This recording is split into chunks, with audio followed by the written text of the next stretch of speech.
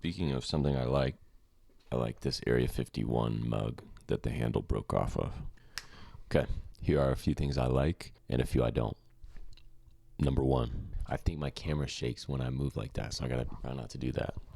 Number one, Henry Miller's fits. I'm gonna look right now. I'm looking right now, and oh yeah, they're so good. The linen. You've got the 50s loop collar shirts, the tight white shirt tucked into the trousers. The best one, I think, is he's got the like circular sunglasses and the kind of cowboy southwestern shirt and the chain right there. Unbelievable. He has like this casual kind of like rock star quality about him, or like a casual icon kind of quality to him. You don't wear that stuff unless one of your books has been taken to the Supreme Court for lewdness in the book? I don't know. Anyway, he's dressing at the tail end of when writers were cultural icons. This is how I want to dress. This is the energy that I want to have in general. Anyway, if you see me wearing increasingly more Henry Miller type outfits, you'll know the origin of that. Number two, bedtime stories, specifically reading Harry Potter aloud to go to bed. Harry Potter, not my typical cup of tea, but better that than reading The Trouble with Being Born before going to bed, although I love that book. Anyway, reading aloud specifically before bed is like this last little bit of effort, and it makes me fall asleep so quickly. I like reading Harry Potter aloud as a bedtime story. If you have a person that you go to bed with, you can read them aloud Harry Potter or something, maybe something not very dark. Number three, I dislike writing in pajamas. I've been doing this on the live streams lately, and I got to call myself out. I got to have some accountability because I got to cut that shit out. It's like I'm not ready. I don't want that like work from home energy. You know what I mean? If I sit down and I'm going to do the stream, I don't want to be wearing sweatpants. I got to be ready. I'm here to put my attention and energy, my effort and my care into something. Sweatpants, they don't reflect that. I got to call myself out. I got to cut out the sweatpants. 4, I like journals, specifically reading and writing them. Speaking of Henry Miller, I'm not a big Henry Miller fan of like this sexist nexus and plexus and all that stuff, but I was in a major metropolitan area and bought Henry Miller's The Red Notebook. It's so cool. It's got photocopies from his actual notebooks, astrology charts, paintings. It's kind of like early hippie sort of stuff. Another really good one, Mircea Eliade. He loved the journal form. I don't know if it was him or he pulled a quote from someone that was like the truest literature is journaling. Or someone, it was like, I'm butchering this, but it was like, journals are the only literature that I want to read.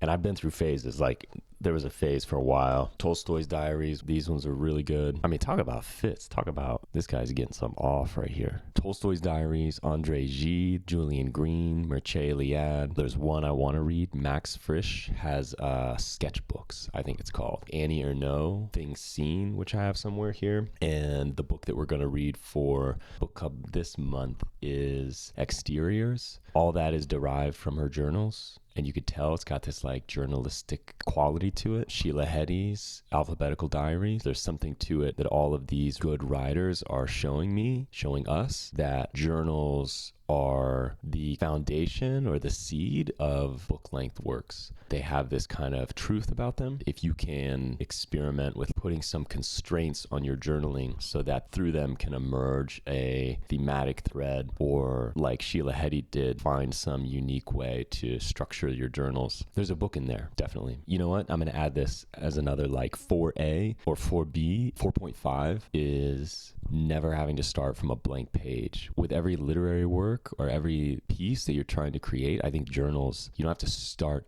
from pure invention and creation. You can start with material instead. Actually, one second. I'll be right back. These are the tabs coming off, but can you see that? Oh shit, it's gonna break. These are my journals from 2023.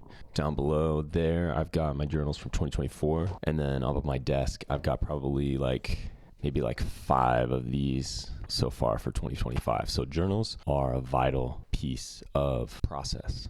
Dislike wearing headphones in public. This is just me. This is just my practice. Okay, so don't attack me, people that wear headphones. It's not you, it's me. When I wear headphones outside in the world, it's like I bring my isolation outside. So instead of interacting and engaging with the world, I have this bubble and I feel sealed off. I don't know, as a writer, as a person living in the world who's alive, we're alive. What I'm trying to cultivate, hopefully one day in the future, I'll be a mystic. And the mystics are in conversation with the phenomenal world and the objects and the people in it. And I feel like headphones deplete this ability to be in a conversation with the world. But that's just me. But I dislike it. I dislike headphones in public. Number 6, Devendra Banhart and Tim Kinsella. Specifically, there's a podcast they recorded together, and both musicians, Devendra Banhart, you may have heard of, Tim Kinsella from this band Joan of Arc, both also writers. Tim Kinsella had this press called Featherproof Press.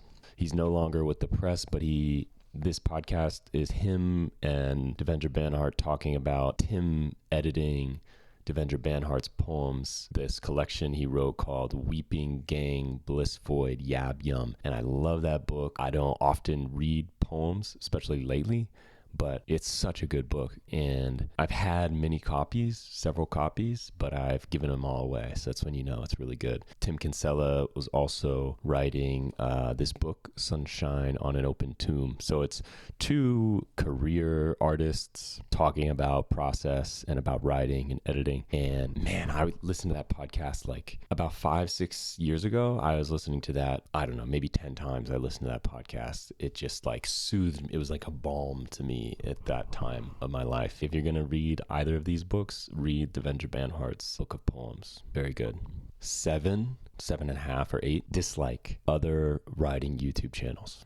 I have to say it. I'm going to type in on YouTube, write with me. It's bad. It's so bad.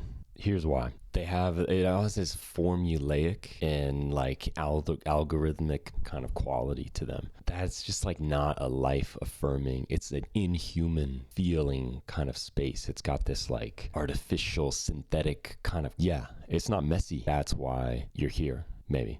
All right, last one. I like my setup. I've got a good setup right now. I'm going to show you.